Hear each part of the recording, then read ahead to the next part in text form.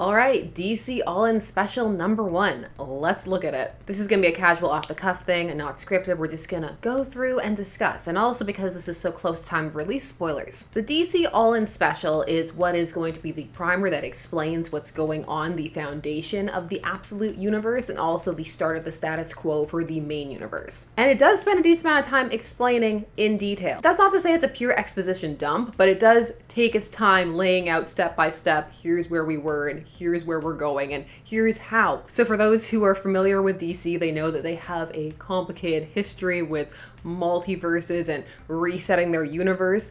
And so this does play into that a tad. So if one isn't a fan of that kind of thing, they may find it frustrating that once more, here's another explanation. However, I must say that this one does tie things together fairly succinctly. And the core explanation that ends up being given is that there is the main Earth, and it's powered by Superman energy, for he's the emblem of hope and hence life.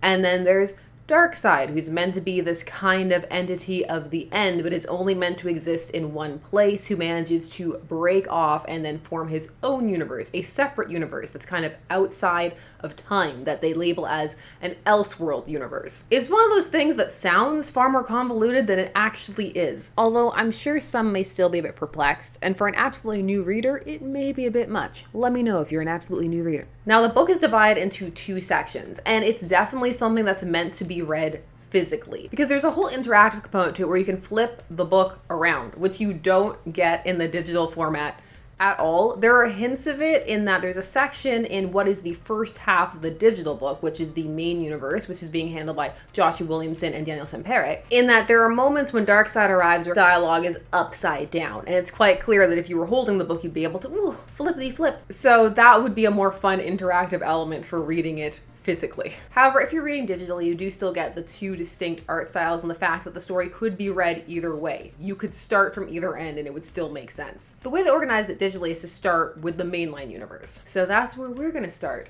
It's following off of the events of Absolute Power, but you really don't have to have read that in order to be able to jump into this. The most important bit of info is that the multiverse is cut off. Where this one starts off is with the reestablishing of the Justice League. And every time I say that, there are people who go, they were gone. They were. It was almost 2 years. I guess it didn't feel like they were gone. If you were reading consistently throughout, it may have felt like they were more gone, but mileage may vary. So this setup is what's going to lead into the Justice League Unlimited with Mark Waid. So they're just kind of explaining who's going to be on it and how they're going about setting up the watchtower and their perimeters, their defenses. You get to see some people's reactions to being invited. They set up the Justice League membership card as a big deal in the story itself, which is going to probably tie into the promotion with the fact that they are giving away cards at the store. So there's supposed to be some synergy, some interconnectivity there.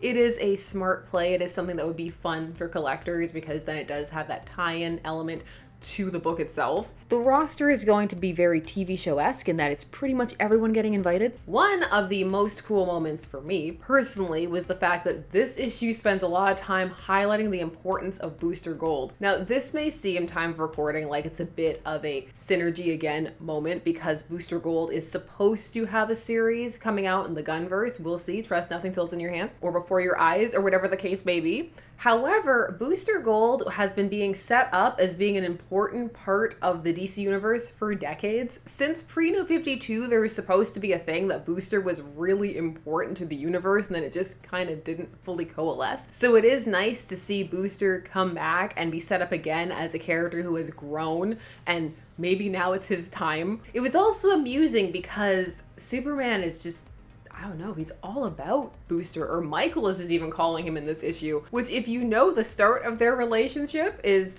just, it takes a minute to get used to. He's being so nice to him. The rationale that the book gives does make sense. They tie it into the idea that Superman likes seeing Booster as a hero from the future because he likes knowing that there will be heroes who come from that time and all of that. So it made sense, but it did feel a bit glazy at moments. But that doesn't happen for Booster a lot. Let him have this. Let's not go to the gift territory. Maybe he can do something else. Because Booster is being set up as having an important role in what's happening with this split off universe. For the most part, the first half of the story has a very hopeful aura, which is also thematically significant because it's meant to be part of establishing that that universe is built more off of that type of energy. Everything about it reinforces that, down to the coloring itself, which is brighter. Of course, this cannot last because we need to set up another universe that's based off of Darkseid energy, and so you know bad things have to happen for that. Without giving away too much, Darkseid shows up and manages to make this happen, to create another universe,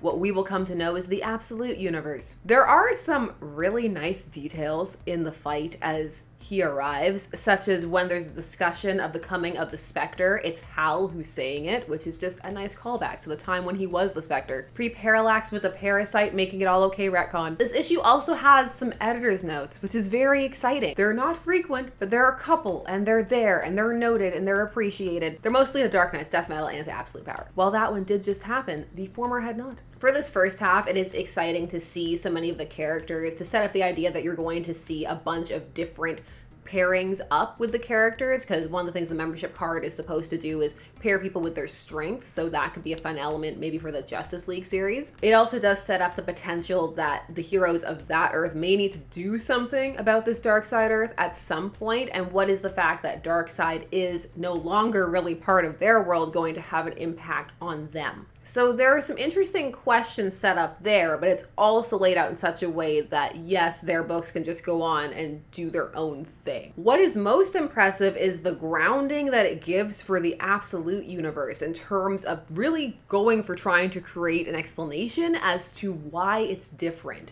And that leads into the Darkseid half of the book, which is written by Scott Snyder with art by Wes Craig, which has a very different look and vibe. This part is called Omega, the other part was called Alpha, and Williamson and Snyder are listed as authors on both, but their names swap, which works on several levels, including thematically establishing the idea that it's going to be different. So what about the second half? Now we're upside down. No, I wouldn't do that to you.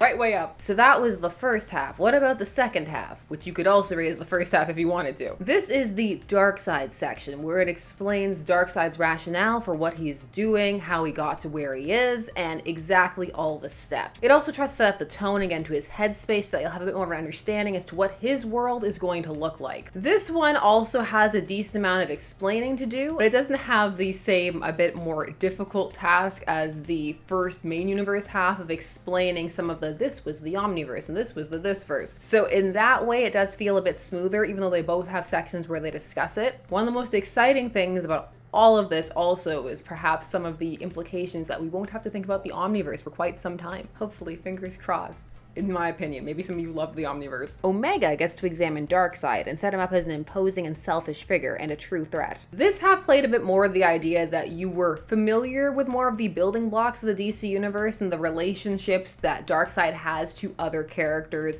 Apocalypse, the other kind of deity space, Eclipso, just a bunch of things going on. It also played upon the idea that they have these familiar relationships. People kept using Darkseid's actual name, which is always odd to me. You got to see a bunch of his children, Grail sighting. All of this is leading up to the same point, which was more the mid-climax point of the first half, which is Darkseid showing up to fight with the newly reformed Justice League. And now, because you've got both perspectives, you get to see how everything played out exactly the way that he wanted it to, which was already implied in the first half. Each section has a moment that for me stood out. In the first, as mentioned, it was Booster Gold, just because I'm a fan of that character, so miles will vary. Maybe people might not have found anything, they may have found different things. There was also a really nice artistic moment where it showed the two Earths vibrating off of each other. It also referenced Barry Allen's familiarity with that. Don't worry, we haven't forgotten the New 52 Barry, even though they tried to retcon that away from you. I know it was more a Crisis reference, but never forget the New 52. For this one, there is a speech, a build-up as Darkseid explains his universe and his place inside of it,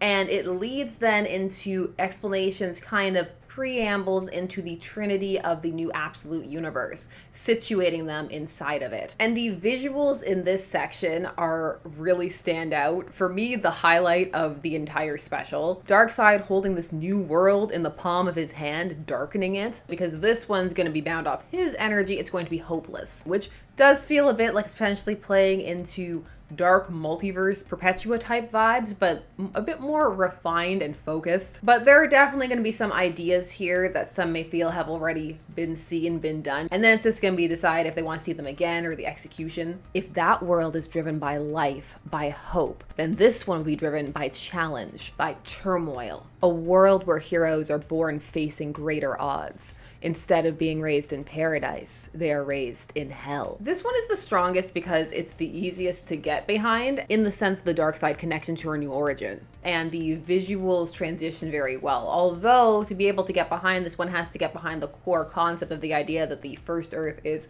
less conflicted and less tumultuous, which is again going to be a mileage may vary type thing. But what this is meant to do is try and set up the difference, and whether or not everybody's along for the ride, that remains to be seen. The next one is then Batman and then Superman. Batman is the one that's been the most defined in the lead up and all of the press, and he's being set up as, instead of being the system, being against the system, although one could argue that if the system is now this Darkseid oppressive energy, then he's occupying the exact same space, but just from a different vantage point. Because if you think about it, as a vigilante, he was already against the system, even if as a civilian he benefited from it in some ways. He'll also have different advantages in absolute Batman. In this framework of a Darkseid world, Superman has the potential to occupy a very interesting space, since he seems to still being potentially positioned as having something to do with hope. So again, as mentioned, mileage is going to vary. For this, it's more going to be a case of, can you get behind the base idea of this other universe and what they're trying to do with it. But what this is doing is it's trying to create a firm foundation for it. And it also does, as mentioned, set it up quite clearly as an other thing. As far as explanatory issues go, this is a very solid one. This is the kind of thing that it is worth reading, and it does provide you with a solid and interesting story aside from the exposition. You could probably dive into all the firsts without it, but this is a nice foundation, the kind of thing that when they do collect it, you can see that this is going to be part of it. It almost has a issue 0 kind of feel to it. If you're someone who is already intrigued and into the idea, well, most likely you already picked this up. If you were on the fence, I think it's going to be a mileage may vary. For people who were confused, hopefully it clears that up, because they certainly try to explain everything. Also, I had nowhere else to put this, but it was nice to see the Legion, even if it was a villainous Legion. On the whole, personally, I thought it was fun, and I thought some of the mindsets that were played in were interesting, particularly Darkseid. It certainly did what it was supposed to, which was provide explanation and also give clear examples of how the universes were going to be different from each other and what was going to be the status quo going forward. So then the question just becomes, are you all in, or are you even interested? There's been a lot of discussion surrounding this, which has been fun to see. It's mostly been about Batman, the Bat logo, and those kind of things, and does Wonder Woman need tattoos? But those are the kind of fun fandom discussions. I've been enjoying them at least. I know miles may vary, or depending upon where you are, they may not be so fun. The internet and fandom are not a monolith, but I wanted to come on, talk about this. Are you excited for it? Are you excited for some of the characters they showed are going to be on the Justice League? There's Fire and Ice. Look, they're free from Smallville. They're free to do heroic things again. You got to see Roy, a whole bunch of characters. Zatanna is just very much being hinted at, being quite important, and has been for some time. There's going to be lots of Zatanna things. Are you as excited as me to see Booster doing stuff? Do you like the setup for the Absolute Universe? Do you think that it works? Your thoughts, I want to hear them all. Are you excited? Are you tired? Do you need to wait and see? Please put them down below. And while you're down there, please do all the YouTube things. Like, share, comment, subscribe. Thanks so much for taking some time out of your day spent discussing comics with me. I always appreciate it, and I will see you again soon. We gotta end on the hopeful side. We live in hope. See you soon. Bye.